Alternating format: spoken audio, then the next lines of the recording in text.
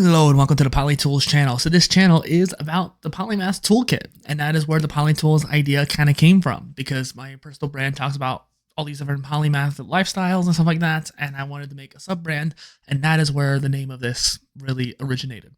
And so I really wanted to get into that topic real quick because what I plan for the future of this channel I think might be interesting to you, and I wanted to give a heads up for anyone who's been watching me for the last year and just curious what's coming next.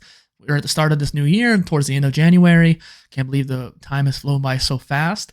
So just a little recap. I have been doing a content blitz, which essentially is multiple sprints in one go. Now that's more geared towards my personal brand, so my main YouTube channel, but I have been doing a lot for this channel as well. And so I do continue to record some of these interviews of content creators, and I'll probably keep doing the brand doctors meeting with Doc Williams every week, because that's something that we use for accountability, and it's just kind of like a public accountability meeting. I thought that was kind of interesting. But when it comes to the solo content, here's what I'm planning, because so far it's mainly just been how to be a modern content creator. Now, while I think that is very important, there is a pretense of the PolyTools branding that we would be talking about tools. And yet, since I made this channel, I have not made really any tools video for the most part. And I've really been wanting to make a new video about Opus for a while. And then on top of that too, I would like to make at least a short, if not a video, around every tool on the site. That is 1,000 tools. It's pretty eccentric for me to want to do. It's like 3 shorts a day kind of thing if I was going to do that. And as I add more tools to it, it's just going to get exponentially bigger. So theoretically, it's not going to happen. But what I want to do is at the very least make like my top 10, my top 3 tools for this category. I'll probably be making that more for the written content, but perhaps I could do both, actually. I'll write it out, and once it's written, then I can go over it in video form and show you the tools and maybe show you why I like it that way or rank it that way. And even if I don't have current access to it, I can at least explain my reasoning behind it.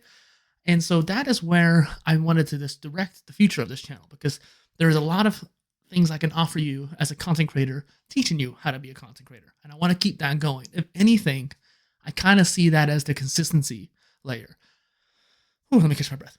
So when it comes to creating content, a lot of the content I've been making as of late is more raw like this. Like I would normally cut out me taking a breath right there.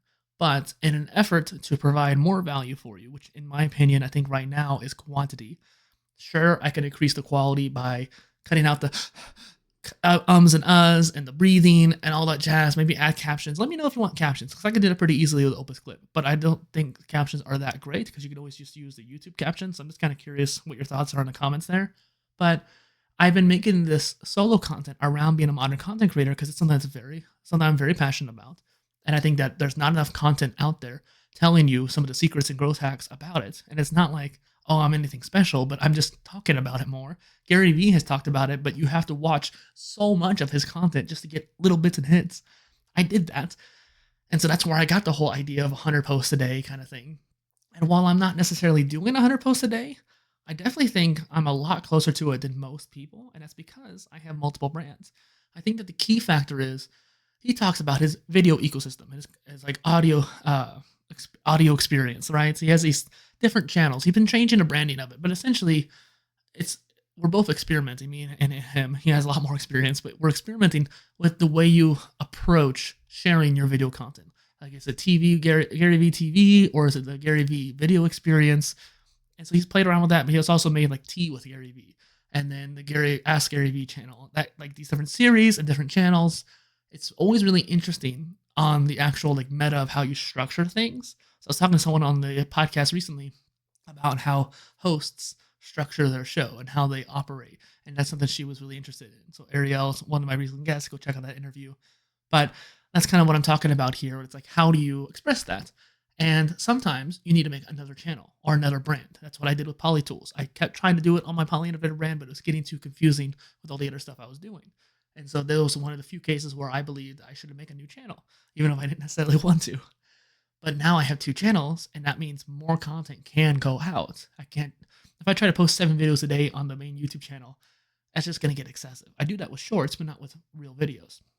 And so this kind of interesting dynamic of, first off, repurposing your content into shorts, but also making shorts from scratch in the app and using like Melt Studio or OBS vertical plugin, And it's interesting to think about where you can go about that strategy for producing that much content. And this is the kind of topics that I wanted to talk about in that show.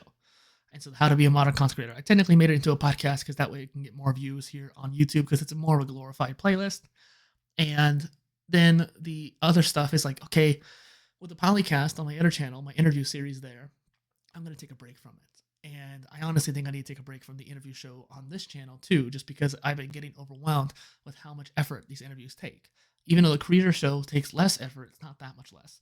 And so it's one of those things where I need to take a break from that. The Brand Doctors podcast is technically kind of like an interview show, but it's not really interview or co-hosts.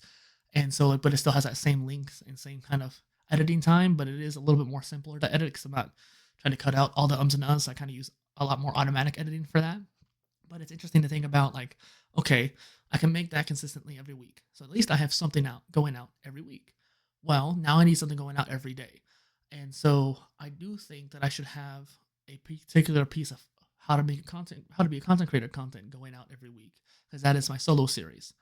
And so I was trying to do the interviews every week, but I might just do every other week or every month for the time being while I recoup that energy, essentially, and the interest to do interviews for both channels. And so then that means I can focus purely on the solo content, and more importantly too, for in this case, some of the monetization stuff. So I can probably make a course or membership on the website, and that way you can sign up and get access to it. And then with the solo content, I can make a short at least once a day, probably, or batch record them or something like that about different tools, and then schedule those out ahead. I also have 100 post sprint or 110 post sprint of short form videos I want to make around being like a content creator and stuff like that. And so I figured I might do those first actually, and get 100 days of shorts scheduled out on YouTube for the next, 3 months or so. And then after that, I can start doing more tools. And that way I can focus on more important tools right now for like full length videos. And then I can start batch recording some of the short form videos for that. And so this is like the mindset that I'm having towards this channel. And I wanted to just give you that kind of meta experience of me sharing what am I planning. So the way I structured my channels, and I think it's kind of useful for people who are trying to become YouTubers, is that you have your solo content, you have your like interviews, and then you have your shorts. And both the solo content and the interviews can be repurposed into shorts, and that's great. But I still think you should make shorts on their own too. And YouTube does like it when you make it an app. And so you might try to do that like once a week if you can. Just get a little bit of boost from that. And then with the solo content, that's really going to be your like bread and butter. That's going to be your SEO. That's going to be what people are searching for. That's what people are going to know you as for like thought leadership.